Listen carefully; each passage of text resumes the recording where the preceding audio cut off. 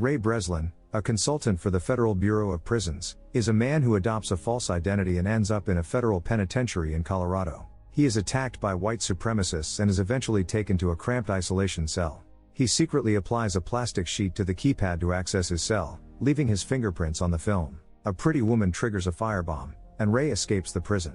He stealthily makes his way through the prison and arrives at the fire station. He then escapes in a van with his associates, Abigail, Ross and Hush. They joke with him and drop him off at a service station.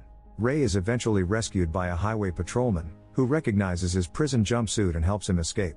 Ray returns to the prison, dressed in a nice shirt and slacks, and is accompanied by his associate and business partner Lester Clark. Lester is, as he describes to the warden, the numbers guy of this partnership, and Ray is the artist. Ray is hired by the government to break into its prisons and expose their flaws. Ray describes to the warden, in detail, how easy it was to break out of his prison. The warden, dumbfounded, makes note of Ray's criticisms and escorts them out.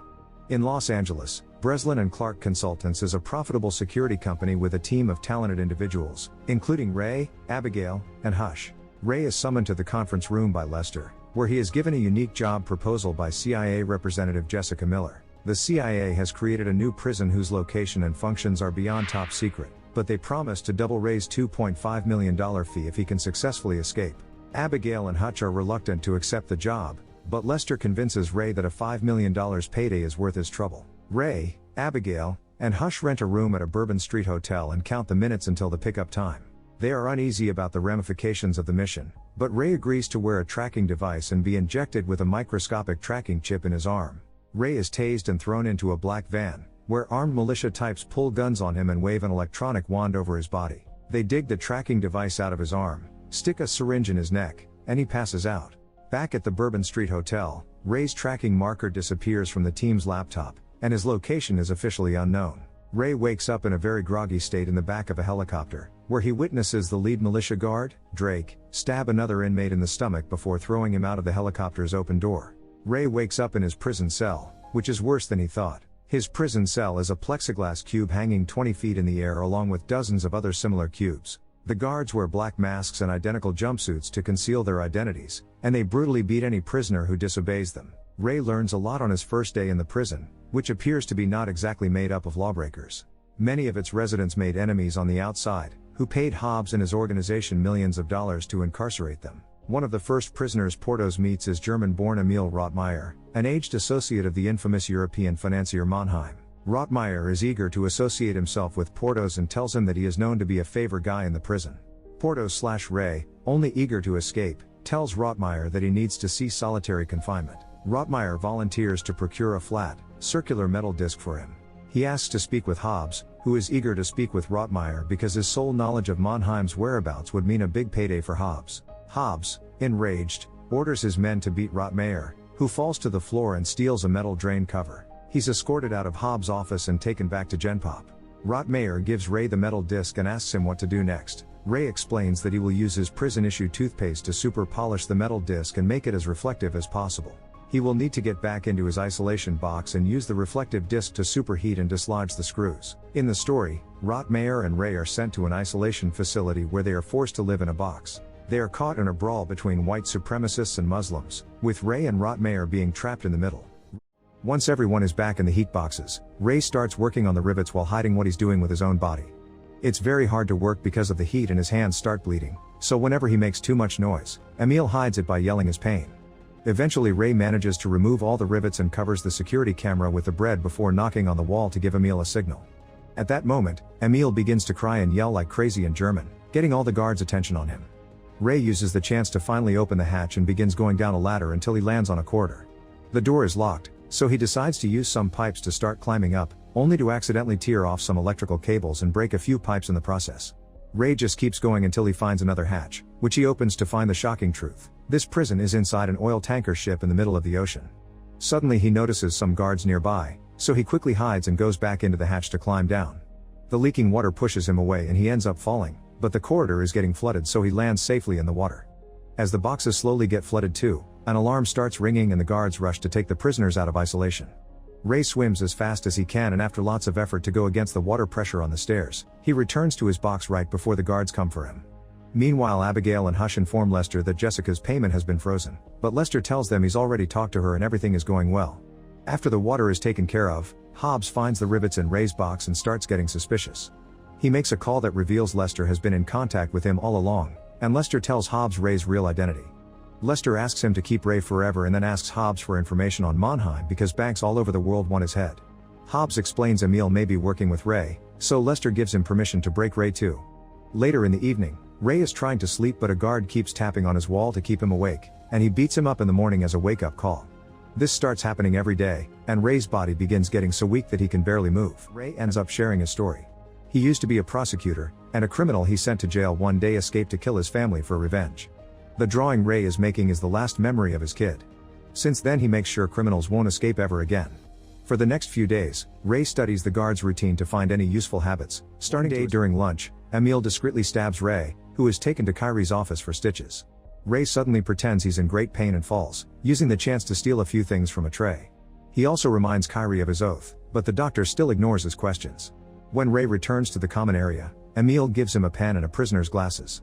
Hiding his hands under the table, Ray builds a sextant, which should help them determine where they're based on the stars. Drake and Hobbs notice weird movements on the security camera, so Hobbs asks to see Ray.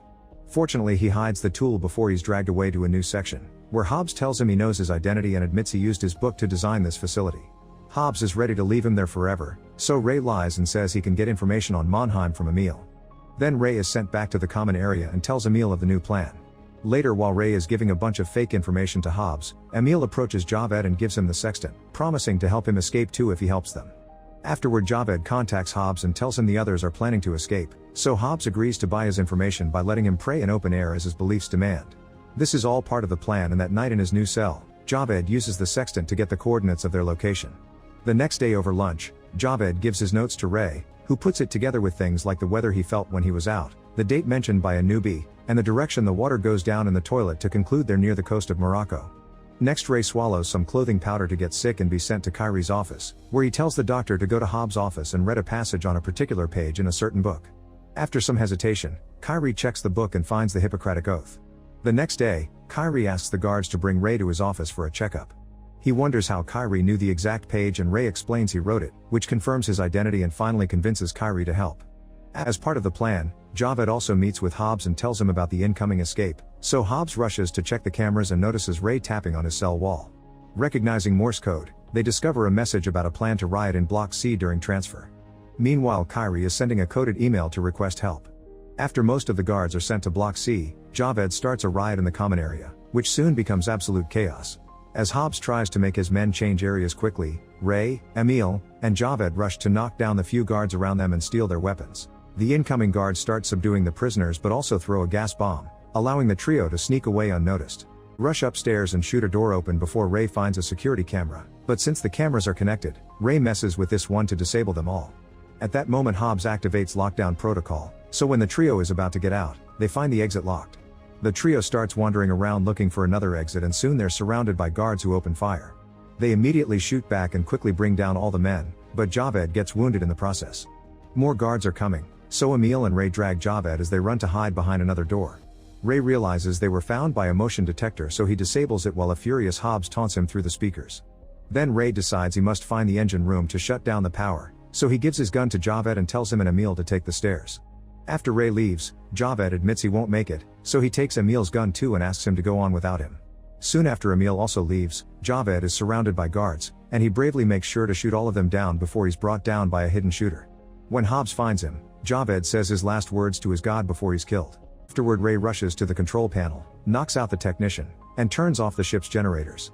All lights go out in the ship and the doors open, allowing Emil to come out. At that moment, a helicopter opens fire on the ship before landing on the deck, where a few men come out to start a gunfight with the guards. Emil sneaks around while avoiding bullets and makes it to the chopper, where one of the soldiers has been shot down. The pilot wants to take off, but Emil asks him to wait for Ray before he takes over a machine gun to join the fight, killing dozens of guards in seconds. In the engine room, Hobbs is looking for Ray, who is hiding inside a water tank. At that moment, the guards turn the ship's systems back on, so Emil has no choice but to leave with his guys in the helicopter.